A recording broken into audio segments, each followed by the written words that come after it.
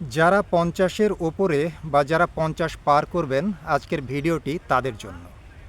আমি মনে করি ৫০ পেরুলে প্রতিটি মানুষের বার্ধক্য ভালোভাবে কিভাবে কাটানো যায় তা নিয়ে ভাবা উচিত। এ ব্যাপারে আমার চিন্তাভাবনা বলছি।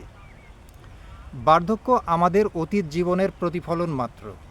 এই প্রতিফলন যাতে ভালো হয় সেজন্য এখন থেকে মেপে চলুন, চিন্তাভাবনা করে চলুন। অগোছালো চলার বিলাসিতা ফুরিয়েছে।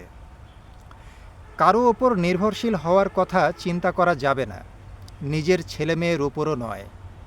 নির্ভরশীলতা অসম্মান বয়ে আনে। নিজের চলার ব্যবস্থা নিজেকেই নিশ্চিত করতে হবে। সে পরিকল্পনা শুরু হোক এখন থেকেই। নিজের গায়ে আগুন ধরিয়ে অন্যকে উত্তাপ দেওয়ার সময় শেষ। অন্যের ভালোর জন্য নিজের সব কিছু বিলিয়ে না দিয়ে নিজের নিরাপত্তার জন্য সঞ্চয় করুন। নির্মম সত্য হচ্ছে, আজ যারা নিচ্ছে, আপনার সংকটের সময় তারা আপনার সংকটে এগিয়ে নাও আসতে পারে। অবশ্যই মানুষের জন্য করবেন, কিন্তু নিজে সর্বশান্ত হয়ে নয়। নিজস্ব দুর্গ গড়ে তুলুন, যেখানে অপ্রয়োজনীয় দুশ্চিন্তা, দুঃসংবাদ ঢুকতে পারবে না। যে সমস্যা আপনার সঙ্গে রিলেটেড নয় বা যা আপনি সমাধান করতে পারবেন না, সেই সব নিয়ে মাথা ঘামাবেন না। অপ্রাপ্তি, বেদনা, দুঃখ এগুলো ভুলে যান। যা হওয়ার ছিল তা হয়ে গেছে। দুঃখময় স্মৃতি খুব ভারী লাগেজ। এই ওজনদার লাগেজ নিয়ে এই বয়সে বেশি দূর যেতে পারবেন না। একটি পচা আম 10টি ভালো আম নষ্ট করে ফেলতে পারে। ঠিক একইভাবে একজন টক্সিক লোক আপনার শরীর, মন দুটোকেই ধ্বংস করে দিতে পারে। এদের সঙ্গ ছাড়ুন। যৌবনে এদের বিষ হজম করা গেলেও এখন পারবেন না, চরম মূল্য দিতে হবে। তবে নির্মল বন্ধুদের কখনো ছাড়বেন না।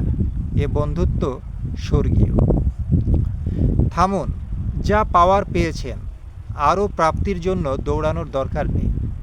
এই ছোটাছুটি করার ফলাফল হিসেবে কয়েক বছর পর শারীরিক শান্তি অনেক দামি হয়ে উঠবে। এত ছোটাছুটি করে যা উপার্জন করেছেন বা করবেন, তা হাসপাতালের বিছানা কিনতে গিয়ে খরচ হয়ে যাবে। আপনার শরীর আপনার দায়িত্ব। আজ যদি শরীরকে সময় না দেন, সামনে অসুস্থতাকে অনেক বেশি সময় দিতে হবে। মস্তিষ্ক সচল রাখুন। মগজ হচ্ছে ব্লেডের মতো, শান না দিলে মরচে ধরে। বড় বয়সে মরচে ধরা মস্তিষ্ক যে কষ্ট দেয় তার তুলনা নেই। তাই মগজ সচল রাখে এমন কিছু করুন, যেমন পড়া, পাজল সলভ করা, দাবা খেলা, শব্দ মেলানো। ৫০-এর সমস্যা হচ্ছে, তখন আমরা খুব বেশি মুরব্বি হয়ে যাই। চলনে বলনে যতটা না মুরব্বি, তার চেয়ে বেশি বুড়ো হয়ে যায়। তরুণদের সাথে মিশি না। আসলে করা উচিত উল্টোটা। বয়স ধরে রাখার জন্য তারুণ্যের সাথে মেশা পেনিসিলিনের মতো। তাই তরুণদের সাথে মিশুন, ওদের উচ্ছলতা ধার নিন। মনে রাখবেন, আপনি বুড়ো নন, আপনি বিজয়ী। অনেক যুদ্ধে জিতেই ৫০ পার করেছেন। এতদিন পেরেছেন, সামনেও পারবেন। দরকার শুধু কিছু পরিবর্তন, পরিকল্পনা আর ইচ্ছাশক্তি। একটি সত্য ঘটনা দিয়ে শেষ করি। আমার ব্যাচমেট ফারুক আহমেদ কয়েক বছর আগে রিটায়ারমেন্টে গেছে। বিদায়ের দিন সে আমাকে বলল, বাদল, আমি যদি আগামী ২০ বছর বেঁচে থাকি, তবে দেখবে একই ফিটনেস নিয়ে বেঁচে আছি। ফারুকের সাথে মাঝে মাঝেই দেখা হয়। যতবার দেখা হয় ততবার মনে হয় সে তরুণতর হচ্ছে।